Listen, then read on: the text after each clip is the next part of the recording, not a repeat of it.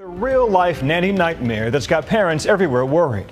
The couple you're about to meet thought they'd found the perfect person to take care of their children until they say she stopped working and started squatting. Now the family that hired her can't get rid of her. Why won't she leave? ABC's Ron Owens went inside in search of answers. How you like that, Ma?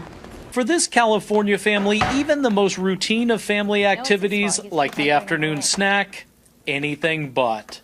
Just look what happens when Mom goes for the fridge. I do it tight so she can't even stick her hands in there and try to pull things out. Yes, that's a bike lock on the refrigerator, put there to keep the nanny away. I hired a nanny and she refuses to leave. I am completely at my wit's end. I've been crying. For nearly a month, the Bracamonte family has been trying to lock out their live-in nanny from a lot more than that fridge. This is America, land of the free, and I'm not free in my home. I'm a prisoner in my home. They want her evicted from their suburban home in Upland, about an hour east of Los Angeles, after they say she quit working. This is your house. We're sitting in your living room. Did you have any idea it was so hard to kick somebody out of your house? No, because I've seen it happen so many times. People say, get out. So this corner of your house is basically off limits to you guys right now. But they have a problem now.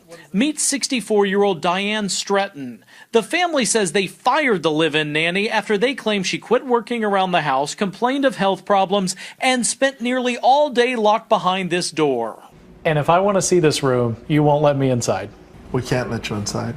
This is now, by court, by law, this is her domain. Even though it's in your house? Even though it's in our house. We can't go in there. We can't open the door. We're off limits to a section of our own house. Stretton wasn't in the bedroom when we visited and wouldn't return our calls. But watch what happened when television station KCBS was rolling as the father served her with court papers on Wednesday night. Why won't you leave? They've asked you to leave. Why won't you leave? We have that clip of her not talking to the reporter. When you guys ask her to leave, what does she say to you? She smiles and shuts the door on me. Really? Really. The nanny moved in back in March after responding to this Craigslist ad seeking a nanny in exchange for free room and board. I've hired nannies this way before, and people always ask me, did you do a background check? Yes, I did. I did a background check. I've called references. And she says everything checked out. And at first, the arrangement worked. The 3 kids loved their nanny. 4-year-old Ralphie was especially close to her. He loved her like grandma, like a grandma, and I would tell him, Mom, you have competition. But soon the family says their nanny became less Mary Poppins, as I expected, practically perfect in every way, less Mrs. Doubtfire. Look at that face.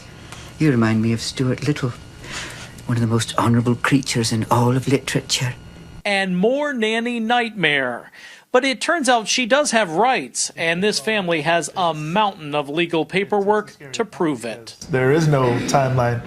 It could be 3 months, it could be 6 months. She could end up filing bankruptcy, and it could start all over. In court, Diane Stretton has asserted she's more than live-in help. She's a tenant in the family home and should be afforded all the legal protection that comes with it. She got a judge to agree. The facts of this scenario are completely surprising, but having to abide by the law and going through the formal eviction process is not surprising, because there's a general idea here that we don't want people taking matters into their own hands. The family says she's little more than a squatter, one who apparently really likes to sue. 16, 17, 18. 18 lawsuits, whether she's a plaintiff or not. Diane Stretton's name is listed on dozens of civil lawsuits across Southern California. Why don't you just change the locks? Because it's an illegal lockout.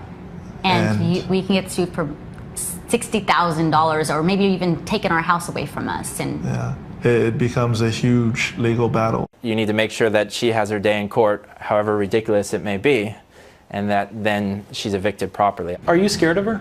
I wouldn't say I'm afraid of her, but I am fearful of when I'm not here. I'm fearful of when I have to go to work. I have to leave my family in the morning. I have to leave my children in the morning. She towers over my wife. You feel so helpless.